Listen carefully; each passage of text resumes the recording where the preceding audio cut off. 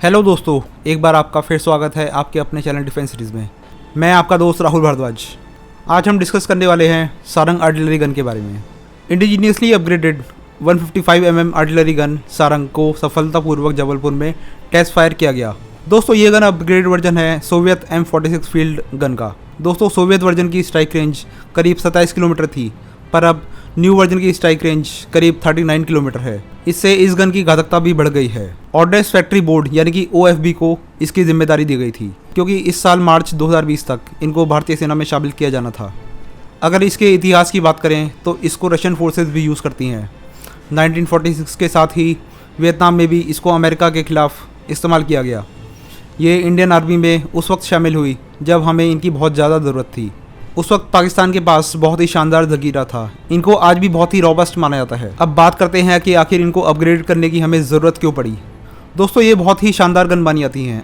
इनको बहुत ही आसानी से डिप्लॉय किया जा सकता है, फायर किया जा सकता है, और साथ ही इनकी मेंटेनेंस भी बहुत ही सिंपल होती है। ये अपनी कीमत के हिसाब से बहुत ही किफ़ायती होती हैं। किसी भी टैंक के खिलाफ इनको फायर किया जा सकता है। लेकिन फिर डिसाइड हुआ कि हमें इन पर अपने आप ही काम करना है। भारतीय सेना ने एकदम से ऑर्डिनेंस फैक्ट्री बोर्ड को इसमें शामिल नहीं किया। इसमें और भी कई कॉम्पिटिटर्स को शामिल किया, जैसे कि भारत फोर्स को और साथ में ऑर्डिनेंस फैक्ट्री बोर्ड को भी। लेकिन अल्टीमेटली ऑर्डिनेंस फैक्ट्री बोर्ड ने इसमें बाजी मारी। OFB यानी कि ऑर्डिनेंस फैक्ट्री बोर्ड ने इसको करीब इसकी 1/5 कीमत पर इसको बना दिया।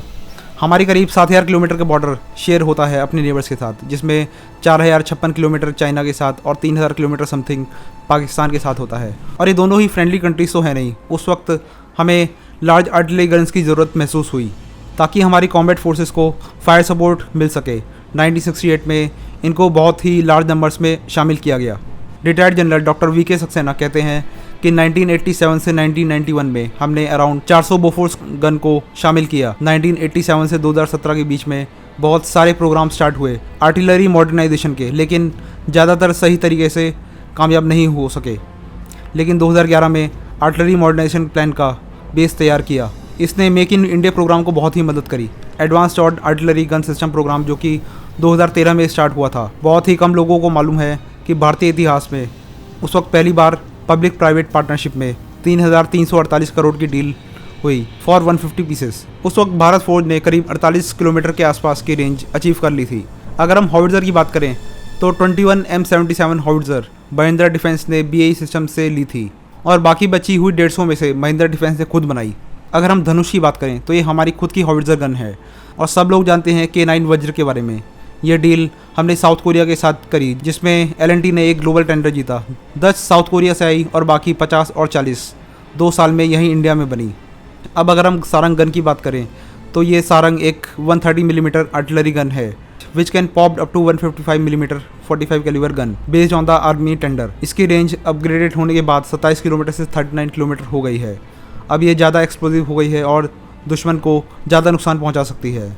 सारंग इसका इंडियन नेम है, जो कि M46 फील्ड गन का अपग्रेडेड वर्जन है ऑफ सोवियत इरा। अब अगर हम इंडियन आर्मी की लॉन्ग टर्म्स प्लान की बात करें तो लॉन्ग टर्म्स प्लान में आर्टिलरी मॉडर्नाइजेशन का प्लान कुछ इस तरह से है कि इंडियन आर्मी को कम से कम 1580 towed guns, 100 propel guns, 180 wheeled self propel guns and 145 ultra howitzer guns चाहिए, वो भी at a whopping rate of 1 lakh crore. Most probably ये हॉविट्ज़र गन्स हम यूज़ करेंगे अरुणाचल प्रदेश में, उत्तराखंड में, जम्मू कश्मीर में। और जो K9 वज्र है उसे हम यूज़ करेंगे पंजाब, राजस्थान और गुजरात बॉर्डर पर। सारंग गन को हम आगे एक्सपोर्ट भी कर पाएंगे, क्योंकि इस तरह की गन्स की इंटरनेशनल मार्केट में डिमांड बहुत ज़्यादा है। So this is the complete analysis of Sarang gun. मैं आशा करता हूँ कि आपको ये वीडियो बहुत पसंद आई होगी। Please like, subscribe and share. जय हिंद, जय भारत।